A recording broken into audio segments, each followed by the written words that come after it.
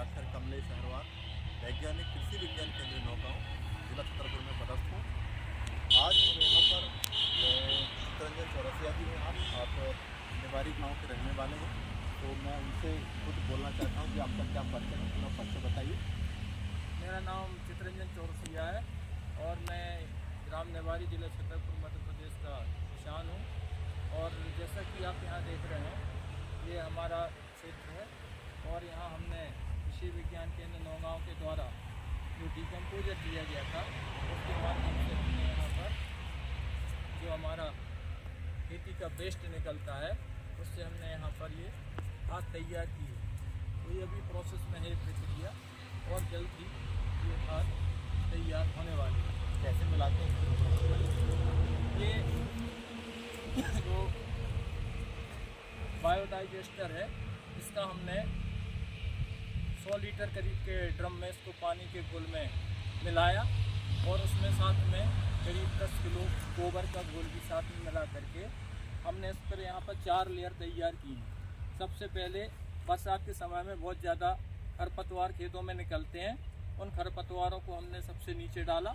उसके बाद हमने दूसरी परत जो हमारा गोबर है, मिक्स है या अन्य जो निकलता है वेस्ट, उसको डाला। इसी प्रकार से फिर हमने एक बार जो पराली है, हमारे यहाँ धान की खेती भी होती है, उसमें काफ़ी पराली भी निकलती है, तो उसकी एक लेयर हमने उस पर डाली और इस प्रकार से हमने इसमें 4 लेयर परत दर परत बनाई है और उसमें गोबर का घोल प्लस बायोडिकम्पोजर मिला करके इस पर छिड़काव किया है। और ये लगातार ये 20 दिन से ये प्रोसेस यहाँ पर हम चला रहे हैं। अभी हमने इसको एक बार पलट भी दिया है और पलटने के साथ साथ उसमें हमने गोबर का घोल और पानी का घोल छिड़काव कर दिया है। तो आप देख रहे हैं कुछ ही समय बाद ये बहुत अच्छी जैविक खाद यहाँ पर तैयार होती दिख रही है। आप देख रहे हैं ये बिल्कुल भुरभुरी खाद है और हमारे पास जो खरपतवार खेती से निकलते हैं, उससे हम बहुत अच्छी खाद बना सकते हैं। ये इस बात का यहाँ पर बिल्कुल शानदार सबूत है।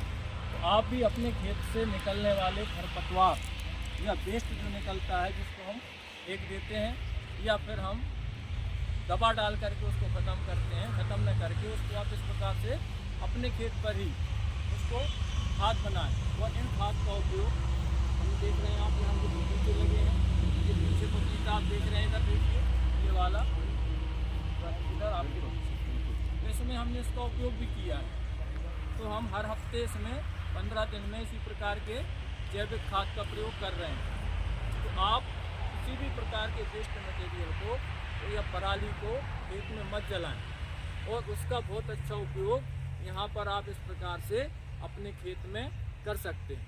धन्यवाद। अब देखिए, जो हमारे चित्तरंजन चौरसिया जी ने है, बहुत अच्छी जानकारी दी है। हमारी बुंदेलखंड रीजन में किसान क्या करते हैं, जैसे ही चाहे खरीफ की फसल हो चाहे रबी की फसल हो, फसल की कटाई के बाद जो डंठल अवशेष बचता है, वहाँ पर क्या करते हैं, वो माचिस की तीली की सहायता से आग लगा देते हैं। तो आग लगाना वाकई में बहुत ही घातक है, क्योंकि हमारी इस मिट्टी, जो भी हमारी 1 इंच मिट्टी का निर्माण होता है, हज़ारों लाखों साल लग जाते हैं तब 1 इंच मिट्टी का निर्माण होता है। और उसको हम छड़ के एक माचिस तीली की सहायता से पूरे के पूरे मिट्टी में जो भी उपजाऊ शक्ति है वो नष्ट हो जाते हैं। साथ ही मिट्टी को बनाने में जितने लाखों करोड़ों सूक्ष्म जीव हैं जो मिट्टी को बनाने के लिए मदद करते हैं, वो सारे के सारे इसमें जल जाते हैं। तो अब मैं आपको बताना चाहता हूँ कि यदि हम मान लीजिए कोई भी किसी खरपतवार में या किसी जंगल में भी हम उसमें आग लगा दें और उससे जो अवशेष बचते हैं उसको राख कहते हैं। राख में हम क्या कोई बीज का बोनी कर सकते हैं या किसी पौधे सब्जी को लगा सकते हैं? नहीं लगा सकते हैं, क्योंकि उसमें तत्व नहीं है, इतने तत्व तो सारे नष्ट हो गए हैं। इसलिए यदि हमको अपनी मिट्टी की उर्वरा शक्ति को बचाना है और जीवन लगातार इसको उपजाऊ को बनाए रखना है, तो हमको आग बिल्कुल भी नहीं लगाना है, क्योंकि आग लगाने से जितने भी हमारे सूक्ष्म जीव हैं वो सारे के सारे नष्ट हो जाते हैं और धीरे धीरे मिट्टी भी हमारी धीरे धीरे नष्ट हो जाती है। तो यदि हम आग लगाने का काम करेंगे तो जो हमारी आने वाली पीढ़ी है उसके लिए हम सुरक्षित मिट्टी नहीं बचा सकते हैं। जब सुरक्षित मिट्टी नहीं रहेंगी तो खाद्यान्न हो, चाहे सब्जी उत्पादन हो, चाहे फल उत्पादन हो, चाहे मसाले का उत्पादन हो, सारे के सारे जो है हमारा रुक जाएगा तो जो है हमको एक खाने के लिए भी हमको जो है खुद के घर के लिए नहीं मिलेगा।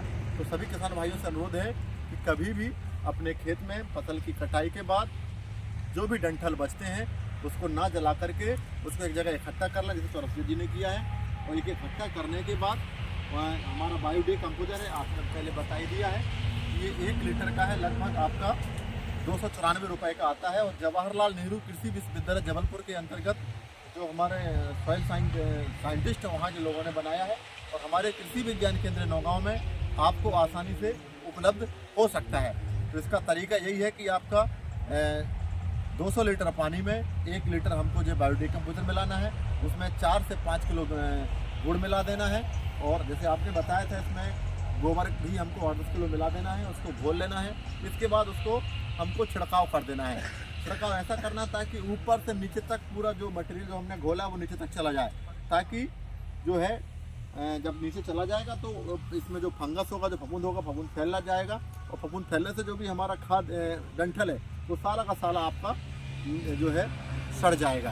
तो सड़ने के बाद जो भी हमारे पास एक खाद तैयार होगी वो उसमें नाइट्रोजन है, फास्फोरस है, पोटास है, फिर इसको आप उसी खेत में इस्तेमाल कर सकते हैं। क्योंकि आप देख रहे हैं कि धीरे धीरे हमको DAP है, यूरिया है, नाइट्रोजन, फास्फोरस, पोटास जो भी इस माध्यम से मिलता है वो धीरे धीरे हमको महंगी भी बढ़ रहा है और किसानों का जो लागत है वो भी बढ़ रहा है। यदि हम अपने खेत के अवशेषों को इस प्रकार से इकट्ठा करेंगे और बायोडिकम्पोजर के माध्यम से हम इसको जो है सड़ा लेंगे तो जो हमारी खेती में अतिरिक्त लागत लग जाती है उससे भी आपको छुटकारा मिल जाएगा। और साथ ही आप देख सकते हैं कि हमारे चौरसिया जी ने बहुत सारे केचुआ जो आपके बेड है उसमें तैयार करके रखे हैं। तो जो भी हमारा कचरा है ये इस माध्यम से भी सड़ा सकते हैं। दूसरा माध्यम आपका बर्मी बेड है, इसमें भी जो हमारा अधपका है या कचरा है वो इसमें डाल दें, अधपकी गोबर की खाद डाल दें, केचुआ छोड़ दें। तो इसके माध्यम से भी हम जो है अपना बहुत सारा केचुआ खाद तैयार कर लेंगे और अपने खेत में इसका इस्तेमाल कर लेंगे। बहुत बहुत धन्यवाद।